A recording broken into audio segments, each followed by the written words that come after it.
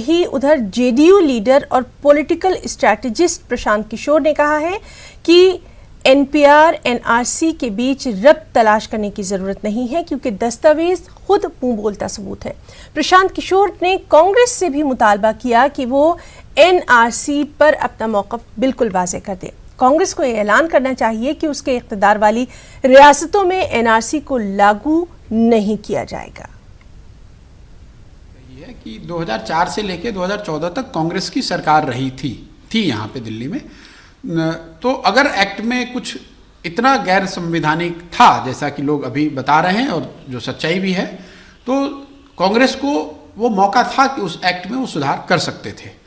दूसरी बात मैंने ये कही कि एक बार जब सीएए एक्ट बन गया तो उसको रोकने का एक इफेक्टिव तरीका यही है कि राज्य सरकार में जो चीफ मिनिस्टर्स हैं वो कहें कि हम एनआरसी को नहीं करेंगे, क्योंकि NRC is the process that will lay the foundation for CAA to be implemented.